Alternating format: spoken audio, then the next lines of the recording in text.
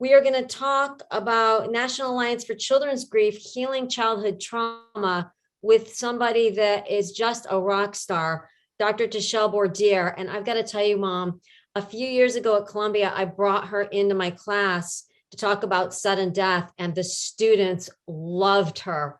They were like, not only is she totally outstanding and accomplished, but she's cool. So, and these were, early 20s, early 20-year-old. They were like, she's cool. I said, yes, she works so well with youth and with individuals because she just connects quickly. And like I said, she's got an outstanding background. Dr. Tashel Bordere is an assistant professor of human development and family science and state specialist at the University of Missouri-Columbia. She serves on the board of the National Alliance for Children's Grief and on the advisory board for the Tragedy Assistance Program for Survivors of Military Loss, which is what we're on, TAPS. She is the co-editor of the Handbook of Social Justice in Loss and Grief. She speaks all over the country. She does trainings all over the country. And like I said, she is a rock star. So welcome, Tashel. Yeah, thank you both for having me. It's wonderful to see your faces. And of course, this incredible lineup of presenters and speakers and clinicians and people from so many different diverse backgrounds all in the same space again. So thank you for having me. When we start to think about healing from trauma, it can be a complex experience, but complexity does not mean that we don't have hope. There is a lot of hope that comes with trying to heal from really challenging experiences. When we deal with trauma, it really changes the way we view the world, right? For many people, the world might feel less safe, less predictable. People who are actually, it can be really difficult to be able to even decipher or distinguish between people who are safe and well-meaning from those who are, perceived threats. And that's a normal part of trauma. So one way I just want to, say from the beginning that we heal from trauma is to recognize that a lot of the thoughts that will run across your mind, our minds, if you've dealt with trauma, are very normal. Questioning your environment, hypervigilance, just being extra aware is actually a protective factor. Even young infants who are not dealing with trauma, that wariness that we start to see with, even young children who are starting to crawl or move away from families are already showing kind of heightened responses to people.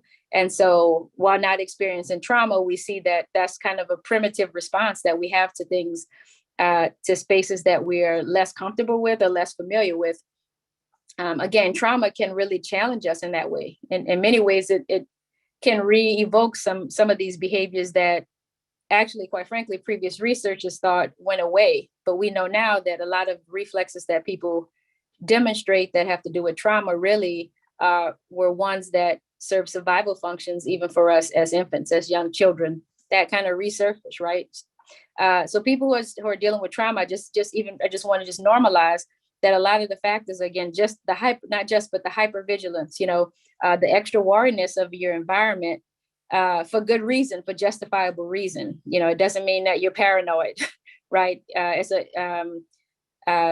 anything like that. It means you're trying to be safe. The other part about trauma is just the triggers, right? Are these sensitivities that we have that remind us of these experiences. That will remind us of these experiences that we had related to trauma, right? And we can experience trauma in safe spaces. That's what's tricky about the whole thing, right? Many people experience trauma in spaces that were supposed to be safe. Trauma that comes from family members. Trauma in communities. A lot of the kids and even young adults with whom I work have been in situations that really, they lived in these social conditions that were not necessarily the safest. And even without being directly harmed, you can be vicariously harmed through trauma, through things we see on television. Repeated images of shootings, community violence, sexual assault, something we don't talk enough about. emotional, emotional violence, structural violence can be traumatic, right? Institutions can promote a certain violence through the policies and practices of the organization, of the institution. So these were just some things that I just wanted you to think about in terms of, being able to name trauma is one of the first and most, one of the more important, well, I don't want to quantify or prioritize any of these, but I can say that being able to name our experiences is healing, will always be healing, right? I recently wrote a paper on sexual assault and disenfranchised grief and suffocated grief, and it really was about the trauma that comes with sexual assault. And many of the letters and things that people would send me. So I wrote it for researchers and for people who are not in research, right? I wanted everybody to have access. And many of the people who have written me are clinicians. It really changed the way they treated trauma with sexual assault survivors, right? Because they saw them as people who experienced trauma and grief at the same time, right? So trauma does not exist in a vacuum. We grieve the loss of a sense of safety, and we grieve the loss of, the change in our outlook. We grieve not having to look over our shoulders and things of that nature. So when our safety is compromised, it also creates a sense of loss for us in many different ways. So, but what I was going to say about the sexual assault paper was that so many people have written this, they basically said, I've been dealing with this, I was assaulted 20 years ago.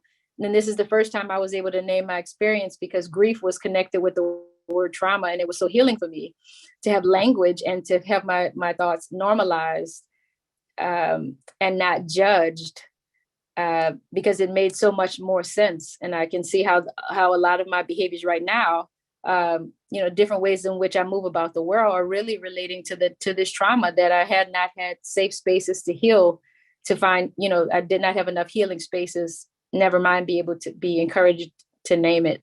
So some ways that we can heal from trauma or cope with trauma are, one is to make sure we're in spaces where we can name our experiences, where we can say, this thing happened to me.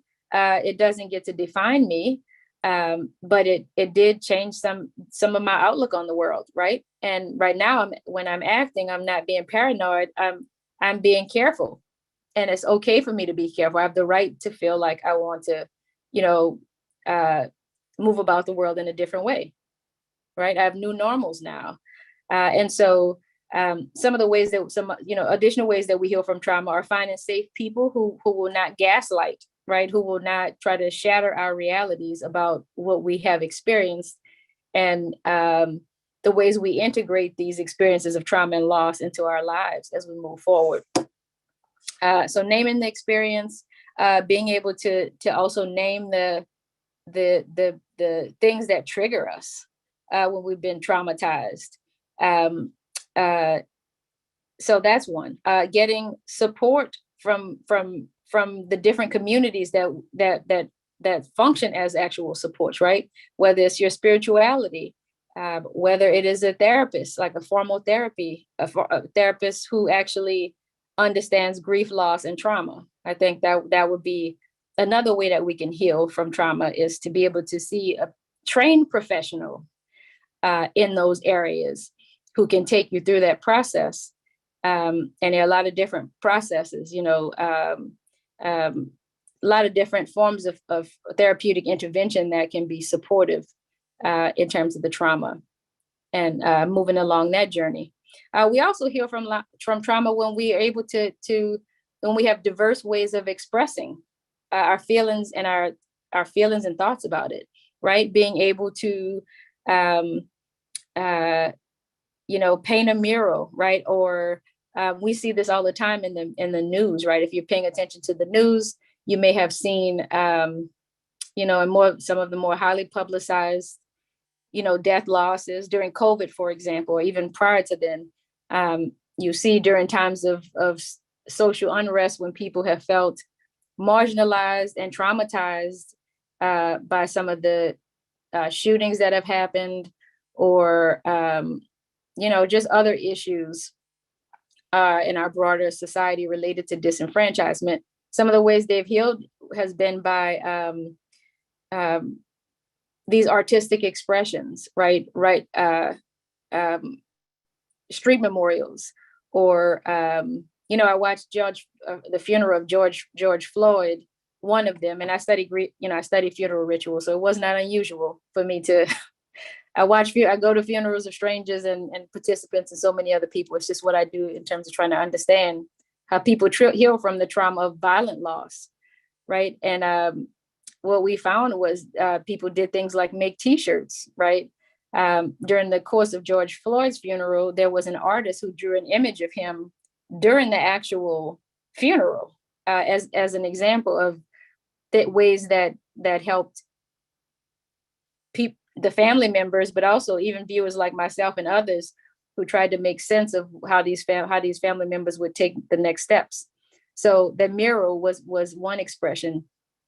We can also heal from trauma when we have information or can participate in by writing letters to legislators, to senators. I know that people feel you can feel powerless when these things beyond your control feel triggering for you, and you're dealing with things like racial trauma, or gender trauma, or disability trauma, or trauma around ageism. You're right. There's so many ways that we can experience an event as traumatizing when we feel like we've been compromised.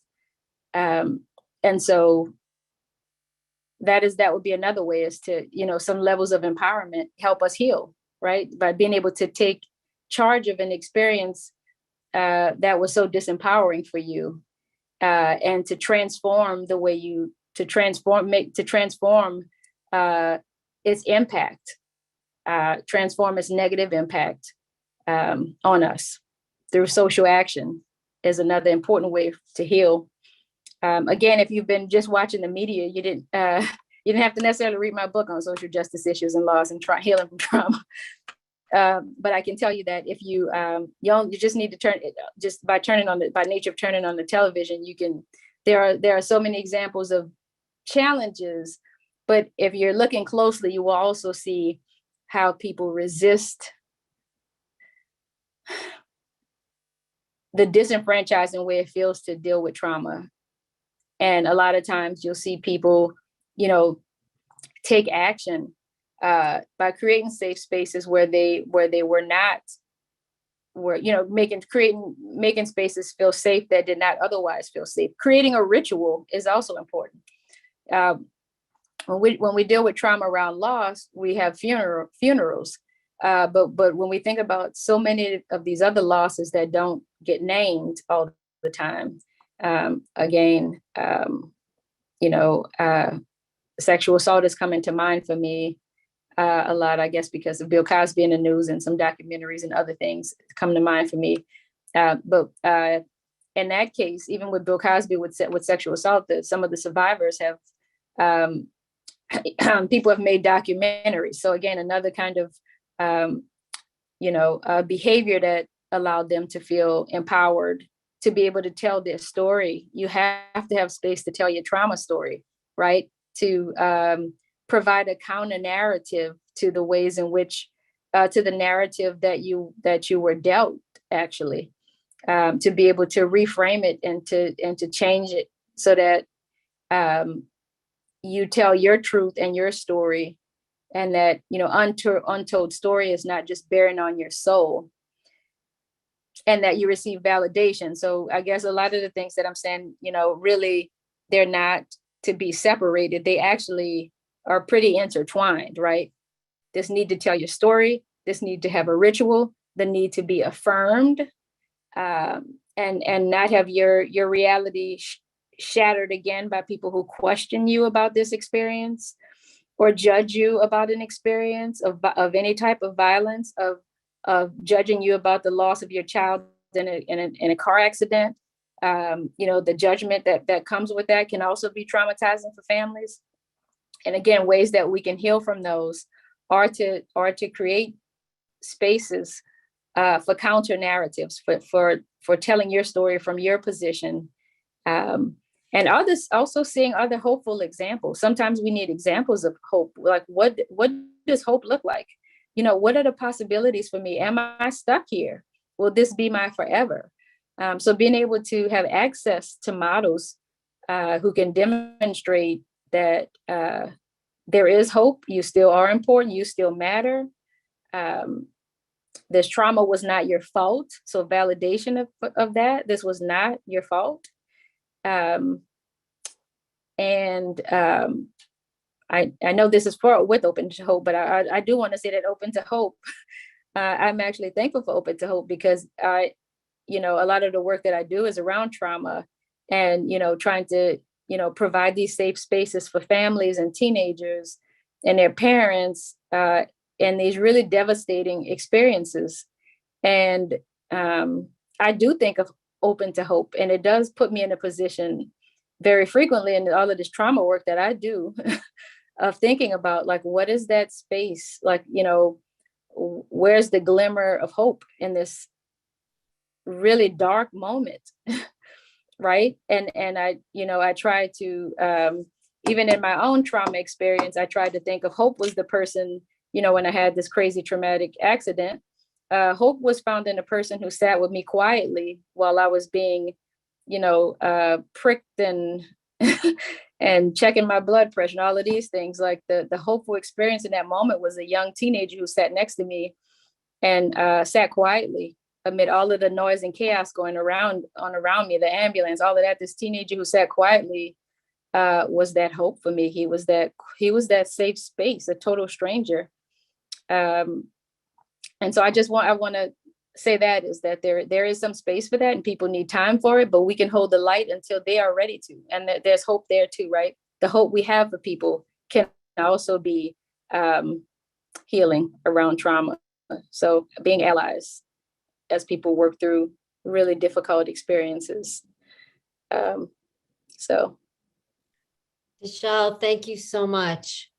I mean, we appreciate you, and we appreciate all that you're doing. And like you said, you're helping people find a glimmer of hope despite very traumatic losses and traumatic experiences.